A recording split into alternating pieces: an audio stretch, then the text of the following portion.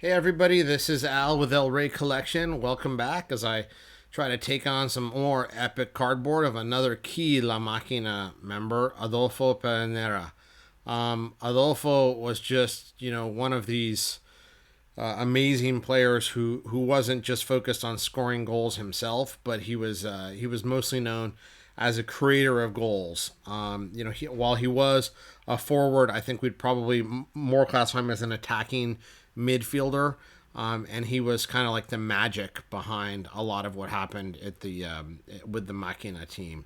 He was also nicknamed El Maestro, meaning the teacher, and he was, without a doubt, one of the greatest Argentine footballers of all time. In fact, in the when was it the IFFHS had him as the 12th best South American footballer of the century, meaning of the 20th century.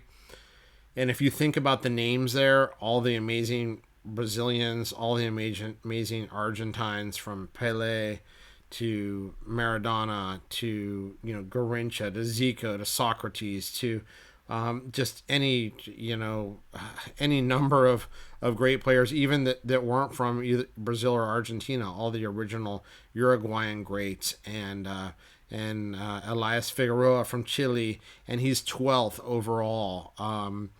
That just is pretty amazing. And then in 2017, 442 came up with their top 100 footballers of all time in 2017, and he was number 58. So, he was just a magician with the ball. It wasn't all about goal scoring for him. It was about creating. It was about winning. And he did that. He won a couple Copa Americas, and with all the guys at La Máquina, won many different, first division Argentine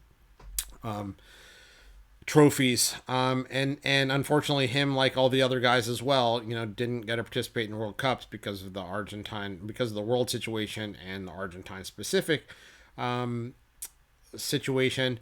And then you may remember that I've mentioned on some other videos that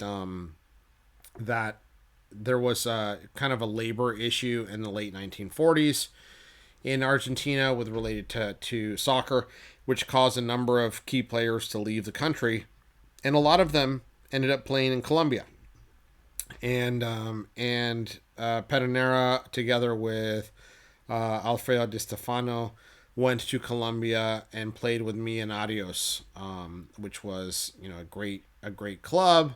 They did exceedingly well there, again winning, I think, 4 or 5 championships in a row, and were kind of they were known as the Ballet Azul, the blue ballet. They had this rule between between Pedernera and Di Stefano, which was what's it called? It was like a five in dance, cinco y bailamos or something like that, where they didn't want to completely embarrass their competitors, and so they had kind of a written or unwritten rule between them that whenever they start beating their competitors by more than 5 goals, then they just kind of take their foot off the gas, so to speak, and they dance, meaning that they pass the ball more and they don't become as attacking as before. This Millonarios team with Pedernero and Di Stefano was so amazing that they went on a European tour, and beat Real Madrid, and Real Madrid was quite frustrated at the time, and they asked for 2 more rematch games, and then the Millonarios went on to win both of those as well. So this is not just some scrub team. These were elite players, and later, as we all know, Di Stefano would be courted through some chaos and how he gets through Barcelona and Real Madrid. He ultimately would end up being a Real Madrid great and restoring them to greatness. But this video is particularly about the epic cardboard of Adolfo Pedernera, which I'm sure that not everybody has heard of. So we'll start off with probably one of the most beautiful cards that you will see anywhere. across the globe, across eras. This is the 1935 Argos, and it is an absolute stunner. I wish that you could actually see how special this card is. This work, this artwork. It's a proper card, and it is just insanely beautiful. It's just one of the most special cards in my collection, and I love it. I don't know what else I can say about it besides this is just completely off the charts, crazy, beautiful. Unfortunately, in my collection, I have from 1935, I have a unfortunate dearth of material from him until basically a decade later. Where here again we can talk about the Capitan. Super hard to find these above ones. This is an unstuck copy, as I think I've shown in a couple different videos. I have other ones, just really beautiful, and that's a Gran Capitan, as we've seen before in a number of issues. We've got this Olympia again, not hacked, meaning the full triangle there, in an absolute stunner of a SGC custom cut. When I go through these videos and pull these cards to look at them for the first time in a while, I now understand why SGC hated me as a customer. I was so focused on making these cards just look so beautiful and having them framed correctly, and it took time and effort. And since I'd been a customer for a long time, I didn't really want to pay a lot extra. So now I think they charge for custom anything, and they charge for research, and they charge for lots of things that they didn't used to do. But this is just beautiful work, and I have to just say thank you for the ones that I have, because it's just insane. So here you can see that this is the 49. This is more or less right before he heads to Millonarios. I'd love to get some Millonario stuff. Early 1950s Millonario stuff from Colombia. Would love that. Haven't been able to. I've seen a Colombian album, but haven't been able to get one. So that would be epic. If anybody knows where some of that is, please let me know, because I would love to add that to my collection. Again, the Revanchas, the beautiful backs here that we have. This is just super special. And then you will recall these pretty typical. This is the Tetons from 4950 as well, and those again. There were multiple things. I think I've showed some Grand Película and other ones. I just can't seem to get a lot of these. I have a lot of different Pedernera cards. He's such an epic player, but they're just super hard.